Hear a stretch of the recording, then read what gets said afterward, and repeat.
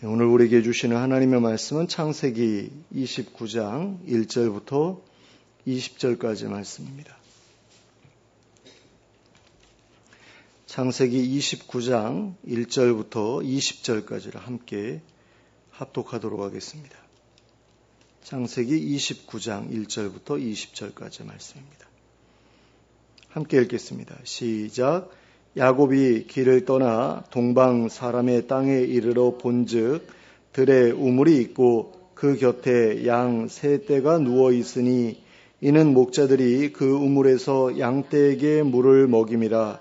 큰 돌로 우물 아귀를 덮었다가 모든 떼가 모이면 그들이 우물 아귀에서 돌을 옮기고 그 양떼에게 물을 먹이고는 우물 아귀 그 자리에 다시 그 돌을 덮더라. 야곱이 그들에게 이르되 내 형제여 어디서 왔느냐? 그들이 이르되 하란에서 왔노라. 야곱이 그들에게 이르되 너희가 나홀의 손자 라반을 아느냐? 그들이 이르되 아노라. 야곱이 그들에게 이르되 그가 평안하냐? 이르되 평안하니라. 그의 딸 라헬이 지금 양을 몰고 오느니라. 야곱이 이르되 해가 아직 높은즉 가축 모일 때가 아니니 양에게 물을 먹이고 가서 풀을 뜯게 하라. 그들이 이르되 우리가 그리하지 못하겠노라. 때가 다 모이고 목자들이 우물 아귀에서 돌을 옮겨야 우리가 양에게 물을 먹이느니라. 야곱이 그들과 말하는 동안에 라헬이 그의 아버지의 양과 함께 오니 그가 그의 양들을 치고 있었기 때문이더라.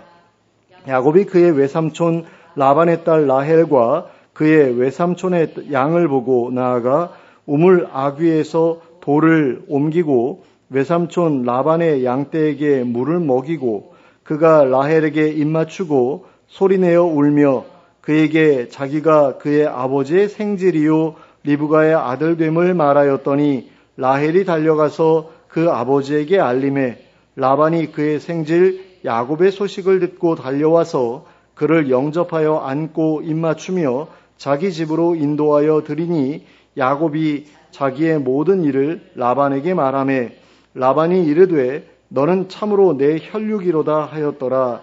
야곱이 한 달을 그와 함께 거주하더니 라반이 야곱에게 이르되 내가 비록 내 생질이나 어찌 그저 내 일을 하겠느냐? 내 품삯을 어떻게 할지 내게 말하라. 라반에게 두 딸이 있으니 언니의 이름은 레아요 아우의 이름은 라헬이라. 레아는 시력이 약하고 라헬은 곱고 아리따우니 야곱이 라헬을 더 사랑하므로 대답하되 내가 외삼촌의 작은 딸 라헬을 위하여 외삼촌에게 7년을 섬기리이다. 라반이 이르되 그를 내게 주는 것이 타인에게 주는 것보다 나으니 나와 함께 있으라. 야곱이 라헬을 위하여 7년 동안 라반을 섬겼으나 그를 사랑하는 까닭에 7년을 며칠같이 여겼더라. 아멘. 베델에서 하나님을 만나 뵙고 길을 재촉한 야곱은 드디어 어머니의 고향 동방 사람의 땅에 도착했습니다. 그리고 그곳에 있는 한 우물에 이르렀습니다. 거기서 야곱은 하란에서 온 목자들을 만나게 되었는데 놀랍게도 그들은 라반을 잘 알고 있는 목자들이었습니다. 그뿐 아니라 라반의 딸 라헬도 그 우물을 향해 오고 있던 중이었습니다. 그런데 이 일은 아브라함의 종이 이삭의 아내를 구하려 하란에 왔을 때에 일어났던 일을 떠올리게 합니다. 아브라함의 종은 하나님께 이삭의 아내감을 순조로이 만날 수 있게 해달라고 기도했고 그 기도의 응답으로 말미암아 순조롭게 리브가를 만날 수 있었습니다. 그런데 자신의 아내감을 구하기 위해 하란으로 찾아온 야곱에게도 장래의 아내가 되어줄 라헬이 거짓말처럼 나타난 것입니다. 그러므로 이 일은 결코 우연히 일어난 일이 아니었다고 할 수 있습니다. 이 일은 하나님께서 당신의 약속을 신실하게 지켜가시기 위해 친히 계획하시고 인도하신 일이었습니다. 야곱은 라헬을 만나게 되자 자신이 리브가의 아들이라는 사실을 밝혔습니다. 그러자 라헬은 라반에게 이 소식을 전하였고 라반은 곧바로 야곱을 향해 달려왔습니다.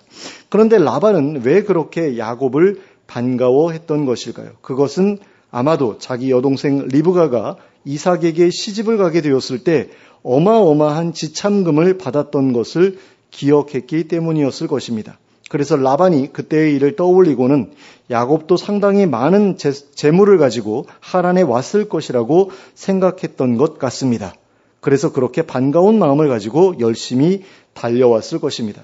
그런데 막상 야곱의 앞에 다다라서 야곱의 행색을 살펴보니 그저 진보다리 하나만 달랑 들고 왔을 뿐이었습니다. 리브가 때처럼 낙타를 떼로 몰고 왔다던가 예물보따리가 한가득이었다던가 한 것도 아니었습니다.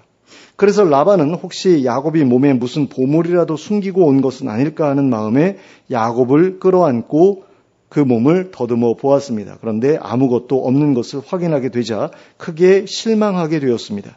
그래서 라반은 야곱을 향해 이렇게 말했습니다. 14절 말씀입니다. 라반이 이르되 너는 참으로 내 혈육이로다 하였더라. 그런데 이 구절을 개역 개정판 이전에 사용했던 개역 한글판 성경에서는 다음과 같이 번역하고 있습니다. 라반이 가로되 너는 참으로 나의 골육이로다 하였더라. 그러니까 혈육이 아니라 고륙이라고 번역하고 있는데요. 히브리어 성경 본문에서도 나의 뼈와 나의 살이라고 기록되어 있는 것을 볼 수 있습니다. 그러니까 혈육보다는 골육이다가 직역에 가까운 거죠. 근데 결국에는 이제 혈육이라는 뜻이 되니까요. 뭐 별로 문제가 되지는 않겠죠. 너와 나는 같은 뼈와 같은 살을 가진 한 가족이다라는 그런 이야기죠. 그러므로 라반의 이 말 뜻은 너는 내 핏줄, 내 조카가 확실하구나라는 의미라고 할 수 있겠습니다. 그런데 이 골육이라고 번역된 원어는 한 핏줄이라는 뜻 외에 다른 의미도 가지고 있습니다. 이 말은 문자 그대로 해석하면 너는 뼈와 살밖에 없구나라는 의미로도 볼 수 있다고 합니다. 너는 아무것도 없이 그냥 빈손으로 왔구나 라는 의미로 볼 수 있다는 이야기입니다. 그러므로 우리는 라반의 이 말을 통해 야곱이 빈손으로 자신을 찾아온 것에 대해 라반이 무척이나 실망하고 있었다는 사실을 알 수 있게 됩니다. 그런데 이러한 라반의 실망감은 야곱이 라반의 집에서 한 달 동안 지내는 가운데 완전히 사라져버리고 말았습니다. 야곱이 생각보다 일을 더 잘했기 때문이었습니다. 그러니까 한 달 동안 있으면서 그냥 밥만 얻어먹을 수 없으니까 이런저런 일을 도와줬겠지요. 그런데 굉장히 쓸모가 있었다라는 겁니다. 야곱이 라헬을 만났을 때의 장면으로 한번 돌아가 보시기 바랍니다. 야곱이 우물가에서 목자들을 만났을 때 야곱은 목자들에게 왜 양떼에게 물을 먹이지 않고 여기에 모여만 있느냐고 물었습니다. 그러자 목자들은 여러 목자들이 함께 모여야 양떼에게 물을 먹일 수 있기 때문이다 라고 대답했습니다. 이것은 아마도 모든 목자들의 양이 공평하게 물을 마실 수 있게 하기 위해서 정해놓은 규칙이었을 것입니다. 하지만 다른 한편으로는 그와 같은 규칙을 강제하기 위해 그 우물의 뚜껑을 한두 목자의 힘으로는 도저히 열 수 없을 정도로 무겁게 만들어 두었을 가능성도 있습니다.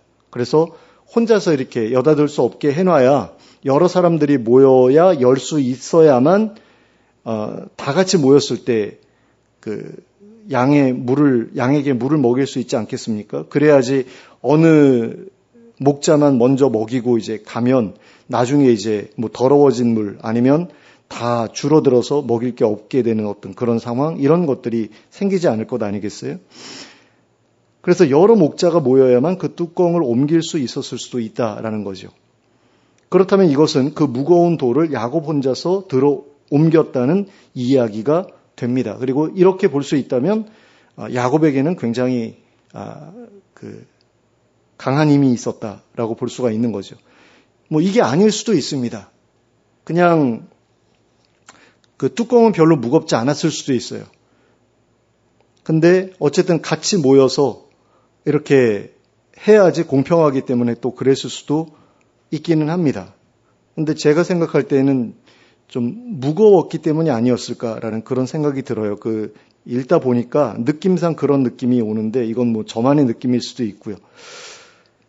그리고 만약에 정말로 이게 야곱이 대단한 힘을 가지고 있었다라고 한다면 이것은 아무래도 리브가의 체력을 그대로 물려받았기 때문이 아니었을까, 이런 생각도 해보게 됩니다. 그러니까 리브가가 10대 소녀 시절에 혼자의 힘으로 10마리나 되는 낙타에게 마실 물을 길어다 주었지 않습니까? 그런데 낙타가 한 번에 마시는 물의 양이 어마어마하다고 그러잖아요. 근데 그것을 10대 소녀가 혼자서 다 마시게 해주었다라고 되어 있거든요. 그러면 얼마나 체력이 좋았겠는가라는 것을 우리가 생각해 볼 수 있는 거죠. 그러므로 우리는 야곱이 집에서 양이나 돌보고 가사일이나 했다고 해가지고 그가 야리야리한 체력의 약골이었을 것이라고 생각하지 말아야 합니다. 만일 그가 그렇게 야리야리한 체격에 비실비실한 체력을 가지고 있었다고 한다면 그는 결코 라반의 집에서 20년이나 일할 수 없었을 겁니다. 라반이 먼저 쳐냈을 거예요. 아예 처음부터 일을 안 줬겠죠. 안 맡겼겠죠. 힘도 없고 일도 못하는데 무슨 일을 맡겼겠어요. 그리고 20년이 있었잖아요. 20년을 있었잖아요. 그런데 나이가 한 20대, 30대 정도 되면 이제 살짝 꺾이기 시작하지 않습니까? 20대에서 이제 30대 넘어가고 30대에서 40대 넘어오면 체력이 꺾이게 돼 있잖아요. 그런데 원래부터 체력이 약했는데 한 번 더 꺾였다라고 한다면 중간에라도 야, 너 일 그만해. 이렇게 할 수도 있는 것 아니겠어요? 근데 그렇지 않았다라는 거죠. 어떻게 해서든 붙들어 놓고 계속해서 일을 부려 먹어야 되겠다, 시켜 먹어야 되겠다라는 게 라반의 생각 아니었습니까? 그렇게 봤을 때 야곱은 굉장히 일을 잘하는 사람이었고 체력도 좋은 사람이었다라고 보아야 한다라는 거죠. 야곱은 라반의 집에 머무르는 한 달 동안 이러한 체력을 바탕으로 혼자서 몇 사람의 몫을 해내었던 것 같습니다. 그래서 라반은 어떻게 해서든 야곱을 자기 곁에 붙들어 두고자 하였습니다. 이렇게 일 잘하는 사람 구하는 것이 쉽지 않은 일이었기 때문입니다. 그런데 자기가 지금까지 야곱에게 해준 일이라고는 숙식을 제공해 준 것 외에는 아무것도 없었습니다. 그동안 야곱이 해온 일에 대해서는 아무런 대가도 지불해 주지 않은 상태였습니다. 그래서 라반은 야곱을 붙잡기 위해 정식으로 계약을 맺고자 하였습니다. 라반이 아무리 욕심이 많은 사람이었다고 하더라도 장성한 조카를 공으로 부려먹는 것은 찜찜한 일이었기 때문입니다. 그래서 라반은 지금까지의 애매한 상태를 계속해서 유지하는 것보다는 정식으로 계약을 맺어서 합법적으로 야곱을 자기의 일꾼으로 삼으려고 했습니다. 그래가지고 결국 이제 둘째 딸인 라헬을 아내로 주는 조건으로 7년 동안 일하기로 계약을 맺지요. 그런데 우리는 이러한 라반의 제안을 보면서 라반이 야곱을 자기의 가족으로 받아들이려고 했던 것이라기보다는 자기의 종으로 삼으려 했던 것 같다는 생각을 하게 됩니다. 그러니까 이 상황을 보면은요, 모세가 자기 아내를 이제 만나서 결혼을 하잖아요. 그 상황하고 굉장히 비슷하거든요. 그때에는 목자들이 물을 못 마시게, 양에게 물을 못 먹이게 하니까 모세가 싸워가지고 그 목자들을 무찌르고 양에게 물을 먹일 수 있게 해주거든요. 그리고 그 여자와 나중에 결혼을 하는데 7년 동안 노동을 해줘야지 결혼하고 이게 아니에요. 바로 그냥 결혼한 것처럼 보이잖아요. 그런 걸 보면 야, 이 라반 진짜 치사하구나 이런 생각이 들 정도거든요. 실제로 라반은 야곱과의 근로계약 조건을 계속해서 변경해 가면서까지 야곱을 착취했습니다. 작은 딸을 원하던 야곱에게 큰 딸까지 떠맡기면서 7년에 7년을 더 일하게 했고요. 그래서 14년을 일을 시키잖아요. 그 이후로도 6년이라는 기간 동안 10번이나 품삯의 조건을 바꾸어 가면서 야곱을 부려먹었습니다. 라반은 자기 조카에게까지도 그렇게 인색하고 계산적인 사람이었습니다. 야곱이 아는 사람 하나 없는 하란에서 외삼촌을 만나게 되었던 것은 어떤 면에서는 굉장히 다행스러운 일이라고 할 수 있습니다. 그 덕분에 야곱은 20년 동안이나 타지에서 아는 사람도 라반 외에는 없잖아요. 근데 그 타지에서 자신의 안전을 보장받을 수 있었던 거죠. 삼촌이 있었기 때문에. 하지만 라반이 무척이나 탐욕스러운 사람이었다라는 게 이제 문제가 되는 거죠. 그리고 이러한 문제로 인해서 야곱은 20년간이나 혹독한 종살이를 할 수밖에 없었습니다. 사실 말은 장가살이였잖아요. 근데 실제로는 종살이나 다름없었던 그런 기간이었던 거죠. 물론 그런 가운데서도 이제 품삯을 모으고 해가지고 결국에는 자기의 양떼를 이제 모을 수 있게 되긴 하지만 이거 하나님의 도움 없었으면은 절대로 불가능한 일이었죠. 그리고 이것은 어쩌면 사기꾼 기질이 농후했던 야곱으로 하여금 자신보다 더 지독한 사기꾼 밑에서 일을 하면서 자신을 돌아보는 그런 계기를 만들어주기 위해서 하나님께서 버리신 일이 아니었을까, 이런 생각도 해보게 됩니다. 그런 점에서 야곱이 겪었던 이 일은 야곱이 형과 아버지에게 저질렀던 죄에 대한 일종의 징벌과도 같은 일이었다고 볼 수도 있을 것 같습니다. 그러니까 아버지한테 사기를 쳤었잖아요. 형한테도 사기를 치고. 그러니까 너도 한번 사기 당해봐라. 그래서 사기 당한 사람이 얼마나 아플지를 너가 좀 헤아려 봐라. 그러니까 나중에 이제 에서한테도 미안한 마음을 가지고 진심을 보이니까 에서도 용서해 주는 것 아니겠습니까? 그러니까 그런 어떤 계획들을 가지고, 섭리를 가지고 하나님께서 야곱에게 이 일을 겪게 하신 것이다 라고 할 수 있겠다라는 거죠.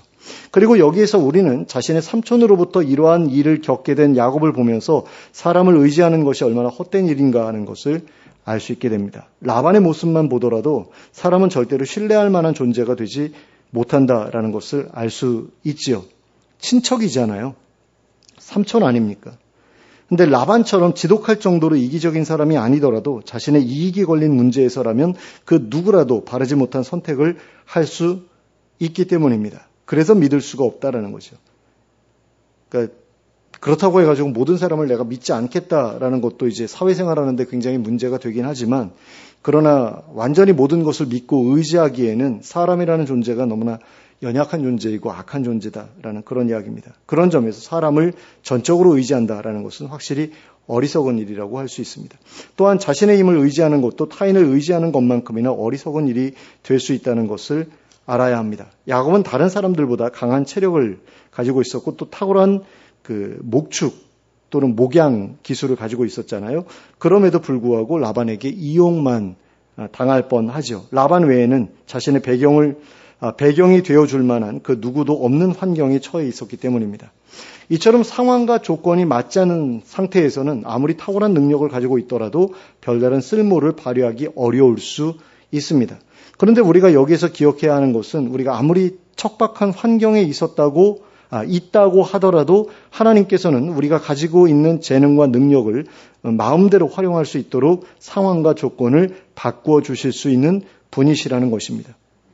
그러니까 하나님께서 도우셔서 야곱을 붙들어 주셨기 때문에 야곱이 재산도 모을 수 있었고 자기 고향으로도 돌아갈 수 있었던 것이지, 만약에 하나님의 특별한 개입이 없으셨다 그러면 야곱은 거기서 계속해서 종로로 타다가 고향으로 돌아오지도 못하고 거기서 인생을 마쳤을 수 있는 거죠.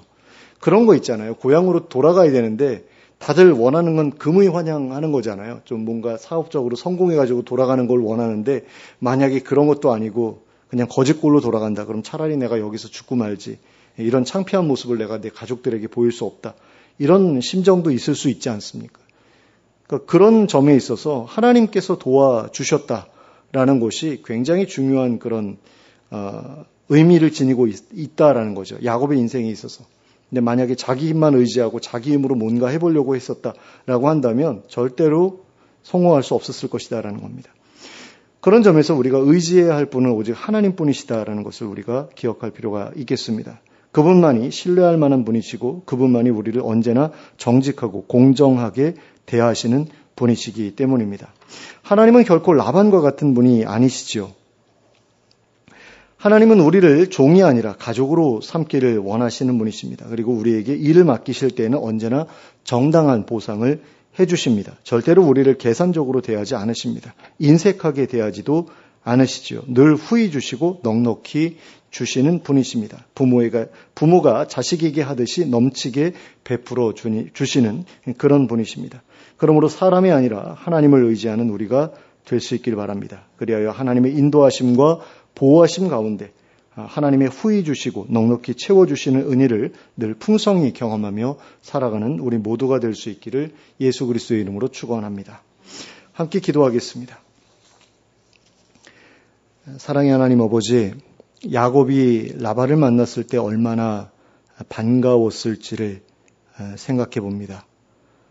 정말로 든든했을 겁니다. 그런데 그 든든하게 여겼던 사람이 자기를 계속해서 속이고 등을 치고 하는 그런 일들을 겪으면서 야곱이 얼마나 힘들었을까 하는 것을 또한 생각하지 않을 수가 없습니다. 그런 가운데에서 야곱이 하나님을 의지해서 그 모든 어려운 그 인간관계, 다 이겨내고 하나님의 약속대로 모든 것을 누릴 수 있게 되었던 것은 오직 하나님의 은혜였다라는 것을 우리가 기억할 수 있기를 원합니다. 하나님을 의지하는 그런 마음이 있었기 때문에 하나님께서 그를 도우셨고 또 약속대로 그를 고향으로 돌려보내셨다라는 것을 우리가 기억하면서 사람이 아닌 하나님을 의지하는 인생이 되도록 하겠다는 그런 결심을 이 시간에 우리가 할 수 있기를 원합니다. 하나님 그래서 정말로 힘들고 어려운 그런 일들이 계속해서 우리에게 찾아오지만 그럼에도 불구하고 인간적인 그런 수단을 강구하지 않는 저희가 될 수 있기를 원합니다. 그리고 하나님을 의지하는 가운데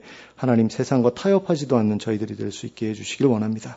오직 하나님께 기도하는 가운데 우리의 필요를 채우고 우리에게 부족한 것들을 채워나가는 그런 삶이 될 수 있길 원합니다. 하나님과 동행하면 하나님께서 채우시고 또 모든 것을 공급해 주신다라는 것을 우리가 잊지 않기를 원합니다. 그 가운데에서 불안해하지 않고 두려워하지 않고 늘 하나님의 평안으로 심령이 든든하게 채워져 있는 저희들이 될 수 있길 원하고 그런 가운데에서 많은 사람들에게 귀감이 되고 또 많은 사람들에게 용기를 줄 수 있는 그 본이 될 수 있는 그런 저희가 될 수 있도록 인도해 주시옵소서. 예수 그리스도의 이름으로 기도하였습니다. 아멘.